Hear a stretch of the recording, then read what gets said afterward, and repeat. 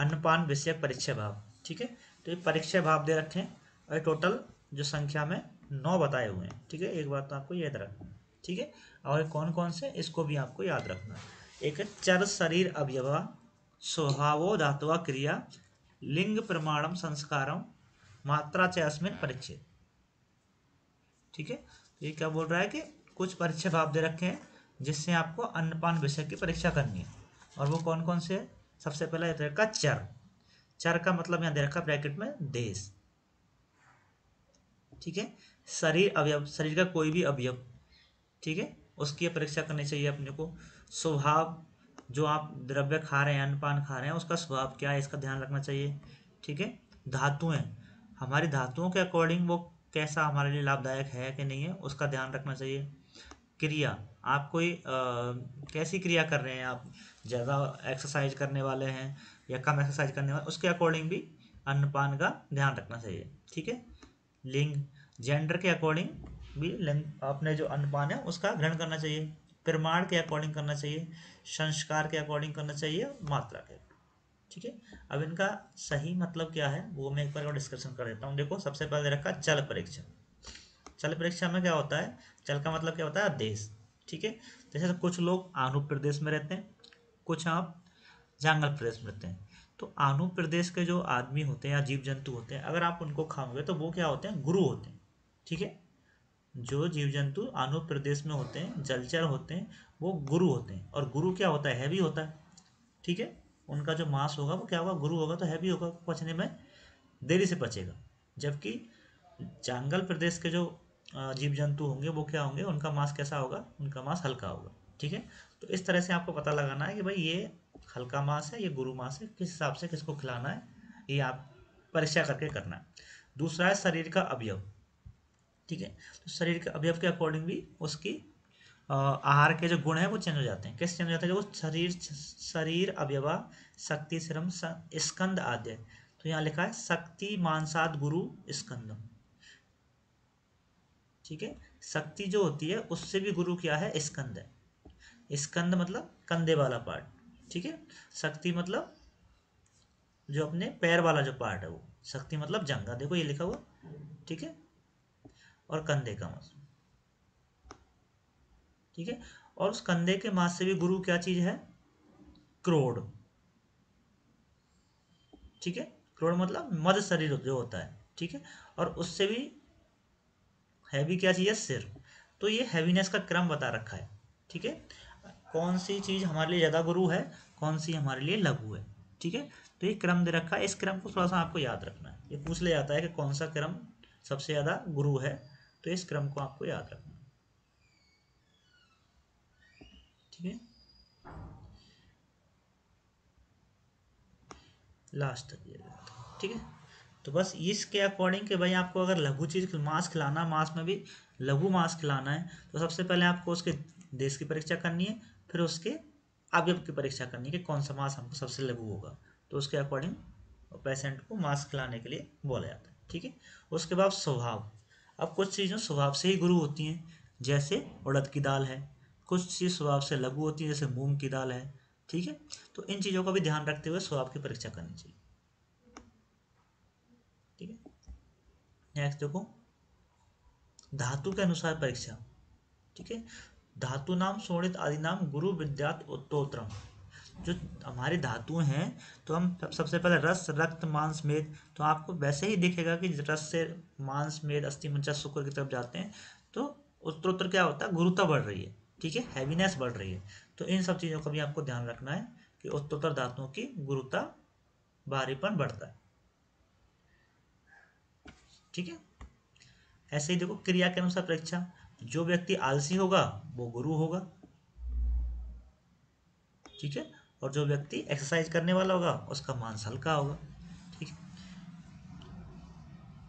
Gender के अनुसार परीक्षा कैसे करते हैं कि सामान्य रूप से नियम यह है कि जो पुरुष जो लोग होते हैं उनका मांस गुरु होता है कंपेयर में स्त्री के। ठीक है, तो यहाँ लिखा हुआ है गौरवम लिंगम सामान्य पुंसा स्त्रीणाम तु लाघवम। ठीक है, स्त्री नाम तो लाघव, स्त्री का मांस लघु होता है कंपेयर में पुरुष के। ये सामान्य नियम। ठीक है। दूसरा नियम क्या लिखा है देखो, महाप्रमाणा गुरु।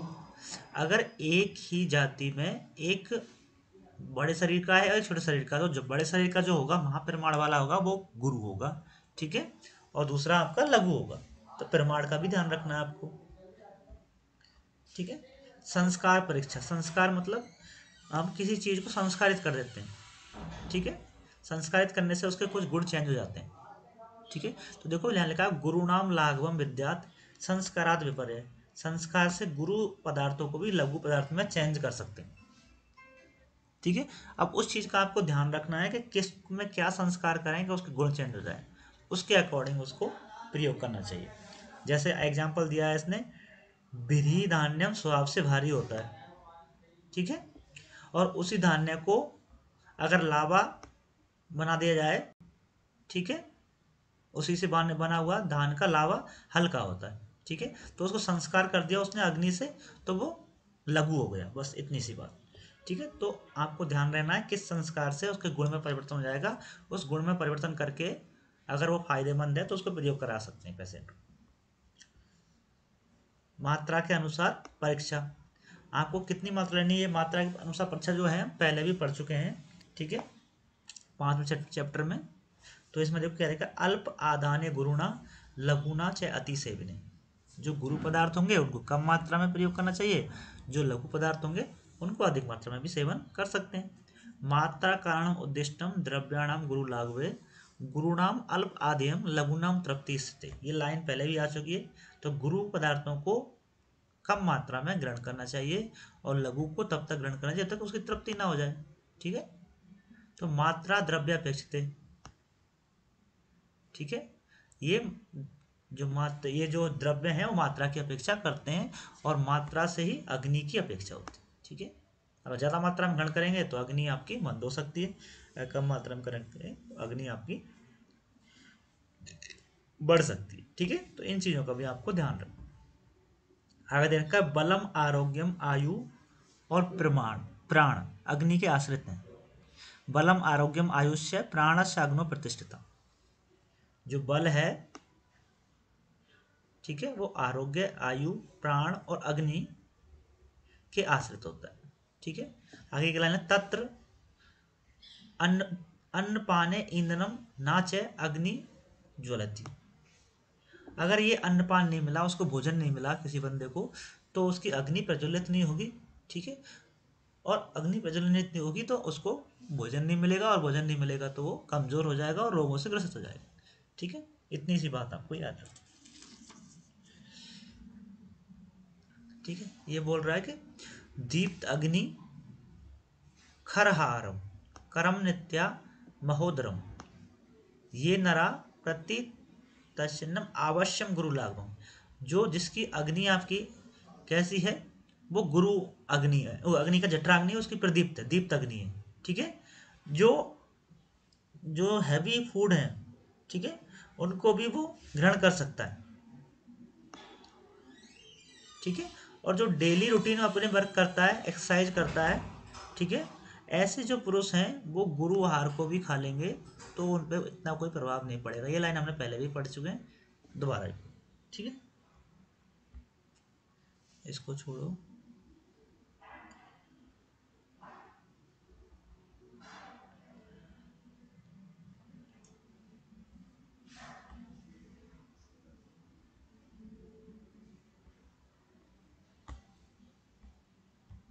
देखो ये देखो, षट त्रिंशत सहस्त्राणी रात्रिणाम हित भोजन जीवंते अनात्रो जंतु जितात्मा सम्मतम सताम। ठीक है। जो हितकारी आहार विहार हमारे लिए बताया है, ठीक है, उसके लिए लिखा हुआ कि हितकारी आहार विहार करने वाले जितेंद्रिय पुरुष सज्जनों से प्रशंसा करते हुए रोग रहित होकर 60 63 मतलब 36,000 रात्रि, ठीक है, और 360 रात्रि या दिन मिलकर क्या बनाते हैं, 1 साल बनाते हैं। इसलिए 100 वर्ष तक जीवित रहता है। जो व्यक्ति आपका जो आहार है वो हितकर आहार विहार का प्रयोग कर रहा है, सभी चीज़ों को फॉलो कर रहा है, वो कितने साल तक जीवित रह सकता है। तो ये लिखा तो संख्या डिजिट में पर डे के हिसाब से 60 63, ठीक है, षट त्रिंशत सहस्त्राणी, षट मतलब 6, त्रिंशत मतलब मतलब 3, शत मतलब 300, 3600 हो गए ना, ठीक है। और सहस्त्राणी मतलब 1000 बोल दिया इसने, तो लास्ट में जब निकल के आएगा ये, तो इसका सही आंसर क्या निकलेगा, 36,000 रात्रि वो जिएगा। और 36,000 रात्रि को आप कन्वर्ट करोगे जब आप ईयर में, तो आपको 100 वर्ष तक का टाइम पीरियड निकल के आएगा। तो 100 वर्ष तक आदमी जीता है, ठीक है, जो हितकर आहार विहार का प्रयोग करता है और सामान्य जो नियम बताए हैं उनको फॉलो करता है, ठीक है। नेक्स्ट देख लो, प्राणा प्राण वृत्ताम अन्नम अन्नम लोको अभिधावती, ठीक है। तो ये लाइन आपको याद रखनी है, क्वेश्चन आया हुआ है, ठीक है। और ये ब्लैंक करके पूछा है अन्न क्या है। तो प्राणियों का प्राण अन्न है, ठीक है। और जीव में संसार में जितने भी जीव जंतु हैं वो हमेशा किसके पीछे भाग रहे हैं, अपने खाने के पीछे भाग रहे हैं। तो भाई बोल रहा है कि वो जीव लोग में अन्न की ओर सभी लोग दौड़ रहे हैं, ठीक है। तो बस इस चीज को ध्यान रखना, किसकी ओर दौड़ रहे हैं, अन्न के लिए। हम भी किसके लिए कमा रहे हैं, अपने आप के पेट भरने के लिए कमा रहे हैं, ठीक है। तो ये बात छोटी सी लगती है, परंतु ये बहुत बड़ी बात है। जब अपन इन चीज़ों को जानते नहीं है तब मालूम चलता है इन चीज़ों को। अभी तो हमें मालूम है, इजीली बात है कि किसके लिए जा रहे हैं, किसके लिए कर रहे हैं, ठीक है। तुष्टि पुष्टि बलम वेदा सर्वान्य प्रतिष्ठम, एक ये वाली लाइन आपको याद रखनी है, ठीक है। अगर आप ये आहार सही ढंग से ले रहे हैं, सही चीज़ों को फॉलो कर रहे हैं, तो आपको ये गुण आपको उसमें मिलेंगे। वर्ण प्रसाद होगा, शौर्यम जीवितम प्रविता सुखम, और तुष्टि पुष्टि बलम वेदा सर्व अन्य प्रतिष्ठितम। और अन्न में ही प्रतिष्ठित होती हैं सब चीज़ें, ठीक है। मेधा को बढ़ाने वाला होता है, पुष्टि करने वाला होता है, बल को बढ़ाने वाला होता है, ठीक है।